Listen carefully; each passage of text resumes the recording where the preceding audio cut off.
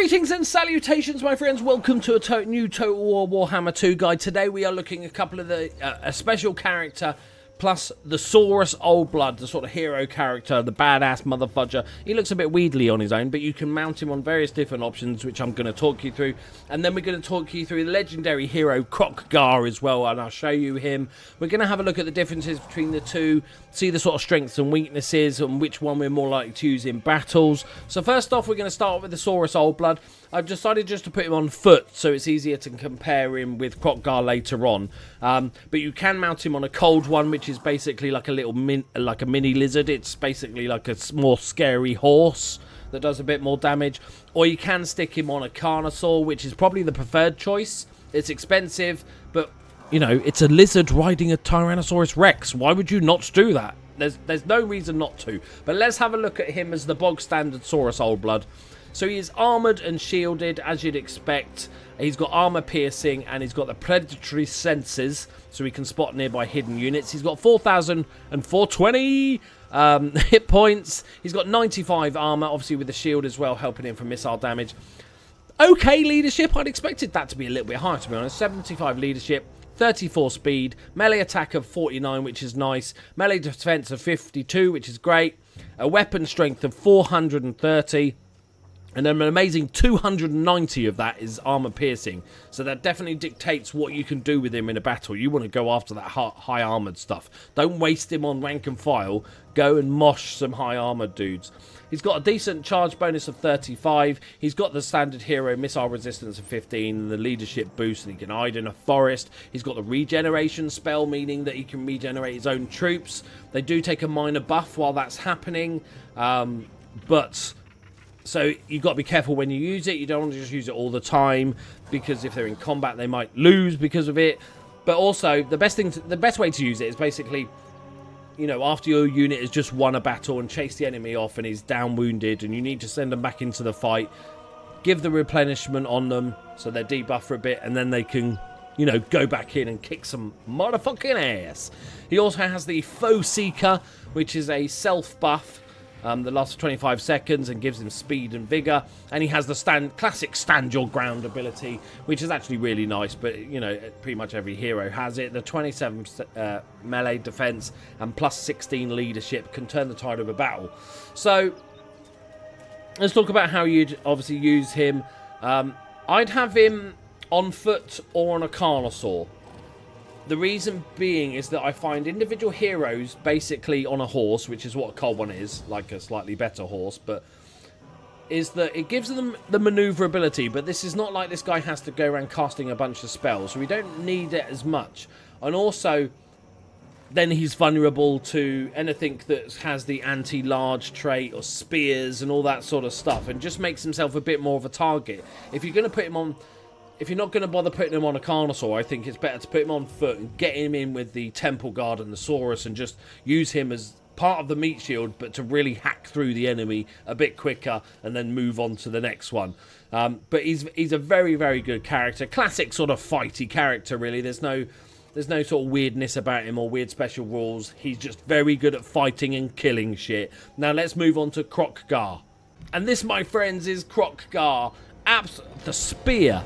The weapon he is wielding is absolutely amazing. So as I said, I'm showing you him on foot so we get a better idea of the stats comparison between him and the Saurus Old Blood. But you can put him on a cold one as before, but you can put him on a horned one, which is basically an upgraded cold one, or you can put him on his personal pet Carnosaur named Grimlock, who is basically an upgraded Carnosaur. I'll show him to you quickly at the end so you can get a better idea, because he is badass. So this is Kroq-Gar. He's got armoured, he's armour piercing, he's anti-large because that's a spear, and he's got the predatory senses. He's got about 300 more hit points. His armour and leadership and speed are all the same as the Saurus Old Blood. He has a higher melee attack, slightly less defense because he's not shielded, is he? I'm not going nuts. No, he's just got a glowing army thing, isn't he? Yeah, everyone wants a glowing arm.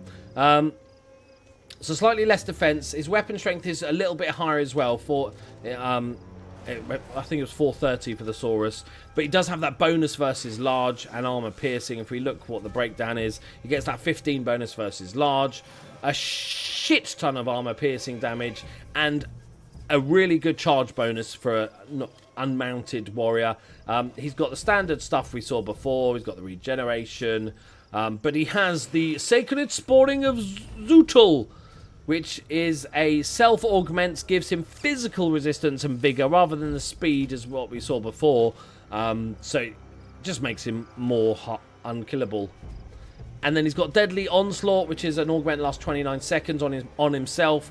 Gives him a charge bonus. And with 50 charge, that's a decent amount. What's that? 8 plus 18 charge with this augment on. Jesus, I just did maths live on a video. Plus 20% armor piercing, which makes it ridiculous. He can take down actual tanks, like Sherman tanks, with that armor piercing. And then plus 20% weapon damage. He also has the Swiftness of Itzel, which is an explosion that's on himself, right? Okay, it sounds bad, but hang on, right? It lasts a while. The explosion does not affect friendly troops, right? And allows a chance to escape melee, right? And gives him a speed bonus. So it's like that ninja sort of, poof, I'm gone, right? That's basically what this is, right? Poor against large combatants, right? Well, that's fine. It's basically his escape tool, which is nice. It's always nice to have it for a hero unit to have an escape tool. It's just brilliant idea, that is. I'm just looking at his spear more again. So let me quickly show you what he looks like on Grimlock, because it's worth having a look at. Right, here he is on Grimlock. As you can see, just amazing model. Now he looks the part. Grimlock looks badass. Absolutely amazing model. This now causes terror. He gives him 8,700 hit points. He's got the Frenzy ability, which is a constant self buff. Leadership is lower than 50%. It stops working, but it gives him weapon damage, charge bonus, melee attack, immune to psychology. Because, I wouldn't be scared of anything if I was riding a fucking great dinosaur. That's my motto in life, apparently. But absolutely superb. I think the rest is the same, but that's obviously you'd use it, and it can attack points because look at it. Absolutely amazing character model. Well done, Creative Assembly. You've outdone yourself with this game. But there you go. So my sort of thoughts, it's kind of default. The Saurus Old Blood and the Kroq-Gar. Kroq-Gar's the special character. He's amazing at fighting. But the Saurus Old Blood himself, very, very good.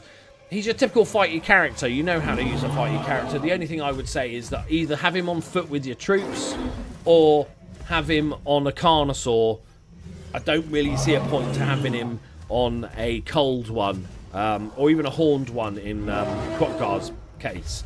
The horned one, I suppose, gives you a bit more damage, but have him on foot or have him stuck on a Carnosaur, Grimlock if possible. Does he have a willy? I can't see. I don't know why I'm looking. It's gone weird. He kind of does, doesn't he? Look, is that his back leg, or is that his back leg, or is that his willy? That's a question mark. People often ask me that same question. It's kind of there, isn't it? In its sheath. Right, I've got to stop. This has gone well weird now. We've got into bestiality realms here.